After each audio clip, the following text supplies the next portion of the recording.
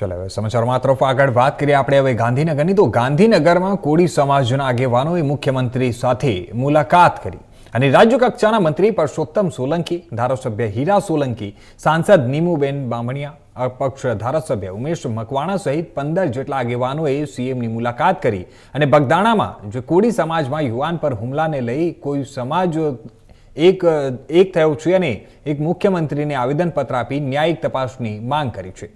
મુખ્યમંત્રીએ ન્યાયિક તપાસની હૈયાધારણા પણ આપી છે. હીરા સોલંકીએ આ કોઈ સમાજની વિરુદ્ધ નહીં પણ અસામાજિક તત્વોની સામેની લડાઈ છે તે પ્રકારે તેમને નિવેદન પણ આપ્યું છે. કેન્દ્રીય મંત્રી નીમુબેન સહિત 15 ધારાસભ્યશ્રીઓ અને મારા મોટાભાઈ પરસોત્તમભાઈ સોલંકી સાહેબના અધ્યક્ષસ્થાને મુખ્યમંત્રી સાહેબ સાથે એક મુલાકાત કરીને એક આવેદનપત્ર અમે આપ્યું છે અને એ આવેદનપત્રમાં સ્પષ્ટપણે કહેવામાં આવ્યું છે કે જે ન્યાયની વાત છે, અમારે કોઈ સમાજ ટુ સમાજ પ્રત્યે કોઈ આ પ્રશ્ન નથી. સમાજ વર્સિસ સમાજ કોઈ છે નહીં, કોઈ રાજકીય પ્રશ્ન નથી. પહેલી વાત આપના માધ્યમથી કહેવા માંગુ છું કે લોકો જે વાત કરતા હોય આપના માધ્યમથી હું એટલું સ્પષ્ટ કહી દઈશ કે કોઈ રાજકીય આ પ્રશ્ન છે નહીં, કોઈના પર દાવ લેવા જેવી વાત છે નહીં.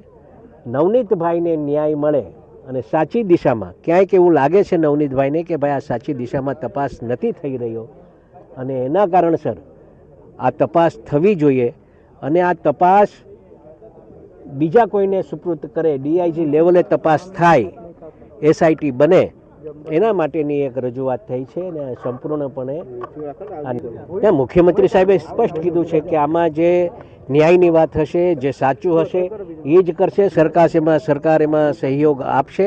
એટલે આ 15 ધારાસભ્ય સાંસદોને બી એવું લાગ્યું છે કે નહીં અમારે આ તપાસ જે છે અઠવાડિયે માયાભાઈ પણ અહીંયા આવ્યા હતા, કક્ષાના મંત્રીઓને બધાને મળ્યા છે. તમને લાગે છે ન્યાય મળશે? કારણ કે બંને તરફથી દબાણ થઈ રહ્યું. ના, દબાણની કોઈ વાત નથી. અમે સ્પષ્ટ ને આપના માધ્યમથી એક અમારા સમાજને એક વિનંતી કરું છું આપના માધ્યમથી બધા પરથી કે કોઈ સમાજ પ્રત્યે કોઈ ટીકા ટિપ્પણી ખોટી ન કરે, કોઈ બેનો દીકરીઓ ઉપર ટીકા ટિપ્પણી ન કરે. આ આપણે જે નવનીતભાઈને ન્યાય મળવા માટેની વાત છે, નવનીતભાઈને ન્યાય અપાવવા માટેની વાત છે અને સાચી દિશાએ તપાસ થઈ અને જે કોઈ આમાં દોષી થશે એને કાર્યવાહી થાય એવી માત્ર અમારે આવેદનપત્ર એક આપવામાં આવ્યું છે. મુખ્યમંત્રીએ શું ધારણા આપી, તમે રજૂઆત કરી? બસ સાહેબે એ જ કીધું છે કે સાચી દિશાએ તપાસ થશે અને આમાં કોઈ રાજકીય, બીજી વાત એક કરું, કોઈ રાજકીય દાવપેચ આમાં લેવા માંગતા નથી. જે કોઈ મીડિયાના માધ્યમથી ઘણીવાર મેં આમાં જોયું છે કે હીરાભાઈને આનો વાંધો છે, હીરાભાઈને આના સાથે વાંધો છે, તો એવું બિલકુલ બી નહીં, બિલકુલ બી છે નહીં ને ક્યારેય આવા દાવપેચ લેવા માટે હું ક્યારેય કામ કર્યું નથી ને આ ભવિષ્યમાં બી ક્યારેય આવું કામ કરીશ નહીં. માત્ર ને માત્ર આ તો ન્યાય અને અન્યાયની લડાઈ છે અને અમે માનીએ છીએ કે જે લોકો સાથે આ બનાવ બન્યો છે એને ન્યાય મળે એ માટેની જ આ સંપૂર્ણપણે વાત છે. Thank you.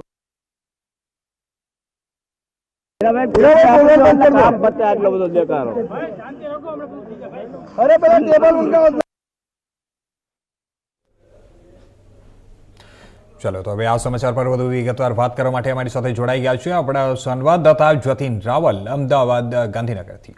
જતીન, આપણે વાત કરીએ તો આ સમાજ દ્વારા જે ત્યાં સીએમને મળવામાં આવ્યું છે, મુખ્યમંત્રીને તેમને મળીને ત્યાં ન્યાયની માંગણી કરી છે, એમને રજૂઆત કરી છે. આમાં અત્યાર સુધીમાં સૌથી પહેલા આપ એ જણાવો કે પોલીસ દ્વારા અત્યાર સુધી શું કાર્યવાહી કરવામાં આવી છે આ સમગ્ર મામલે?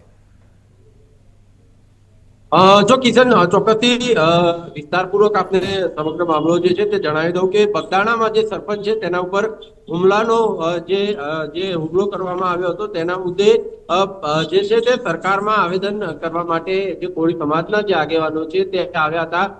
જેના કારણે અત્યાર સુધીમાં જો વાત કરીએ તો આજે 5 સભ્યોની એસઆઈટીની સમિતિની જે રચના જે છે તે કરવામાં આવેલી છે. અમરેલીના જે પોલીસ અધિક્ષક છે તેમની અધ્યક્ષતા હેઠળ જ આ એસઆઈટીની જે રચના જે છે તે કરવામાં આવેલી છે, જેમાં જયવીરસિંહ ગઢવી જે છે તેમની અધ્યક્ષતામાં આ એસઆઈટીની રચના જે છે તે કરવામાં આવેલી છે, જેમાં બોટાદ એસઓજીના પીઆઈ એમજી જાડેજાનો પણ આ એસઆઈટીમાં સમાવેશ કરવામાં આવેલો છે. સીટના જે સભ્યો છે, એસઆઈટીના જેટલા પણ સમિતિના સભ્યો છે, તમામ લોકો દરરોજ તપાસ કરી અને રિપોર્ટ જે છે તે સરકારને તેમને જે છે તે મોકલવાનું રહેશે. હીરાભાઈ સોલંકી જે કોળી સમાજના આગેવાન છે તેમના દ્વારા જણાવવામાં આવ્યું હતું કે જે કોળી સમાજના જેટલા પણ આગેવાનો છે તે લોકો અહીંયા રજૂઆત કરવા માટે આવ્યા હતા. તેમની સાથે પરસોત્તમભાઈ સોલંકી જે રાજ્ય કક્ષાના મંત્રી છે મત્સ્ય ઉદ્યોગના, સાથે સાથે ધારાસભ્ય જે હીરોભાઈ સોલંકી પણ જાતે પણ આવ્યા હતા. નીમુબેન જે સાંસદ છે નીમુબેન બાંભણિયા, અને તેઓ પણ અહીંયા ઉપસ્થિત રહ્યા હતા. તો સાથે સાથે જે અપક્ષના ધારાસભ્ય છે, આમ આદમી પાર્ટીના જે ધારાસભ્ય છે ઉમેશભાઈ મકવાણા, તેઓ પણ અહીંયા ઉપસ્થિત રહ્યા હતા. અને તેમના ઉપરાંત 15 જેટલા અન્ય પણ આગેવાનો એ સીએમ સાથે મુલાકાત કરી હતી. સીએમ ની પહેલા તેઓ પરસોત્તમભાઈ સોલંકી કે જેઓ રાજ્ય કક્ષાના મંત્રી છે, તેમના નિવાસ સ્થાને કોળી સમાજની જે બેઠક છે તે કરવામાં આવી હતી, જેમાં બગદાણામાં જે કોળી સમાજના યુવાન ઉપર જે હુમલો કરવામાં આવ્યો હતો તેને થઈને જે તમામ સમાજ જે છે કઈ રીતે એક કરવો તે મુદ્દે જે છે તે ચર્ચા કરવામાં આવી હતી. અને મુખ્યમંત્રીને આવેદન પત્ર આપવા માટે ત્યાં જે છે તે બેઠક કરવામાં આવી હતી. અને ત્યારબાદ આ તમામ લોકો ત્યાં બેઠક કર્યા બાદ જે છે તે તમામ લોકો મુખ્યમંત્રી સીએમ સાથે પણ તેમને બેઠક કરી હતી. અને ત્યાં તેમના દ્વારા જે છે તે જે કોળી સમાજને ફક્ત ક્યાંક ને ક્યાંક ન્યાય મળે તેમના દ્વારા જે છે તે ન્યાયની માગણી જે છે તે કરવામાં આવી. તેમને એ પણ સ્પષ્ટપણે જણાવ્યું હતું કે આ જે કોળી સમાજ એક થયો છે તે બીજા કોઈ સમાજની સામે નથી, ફક્ત કોળી સમાજને ન્યાયની માંગ છે. આ વ્યક્તિગત મામલો છે અને કોઈએ પણ સામાજિક તરીકે લેવો નહીં. એટલે કે ચોક્કસથી ક્યાંક ને ક્યાંક કોળી સમાજ જે છે તે કોળી સમાજના જે યુવક ઉપર હુમલો થયો છે તેને લઈને જે આ લોકો જે છે તે આવેદન આપવામાં આવ્યા હતા. એમને જણાવ્યું કે સામેની જ્ઞાતિ કે જાતિ સાથે અમારે કોઈ લેવા દેવા નથી. અમે ફક્ત જે એક જ વ્યક્તિ છે કે જે માયાભાઈ આહીના પુત્ર છે તેમની સામે જે તેઓ જે છે તે ફરિયાદ કરી રહ્યા છે. અને કોળી સમાજ સરકારની સમક્ષ તેમને જે છે ન્યાયની માંગણી કરી છે કે કોળી સમાજને ઉચિત ન્યાય જે છે તે મળે, કે સરપંચ જે છે જેના ઉપર હુમલો કરવામાં આવ્યો હતો તેની માફી માંગવામાં આવે અને તેને જે હુમલો કરનાર જે શખ્સ છે તેને સખતમાં સખત સજા જે છે તે આપવામાં આવે. જી કિશન.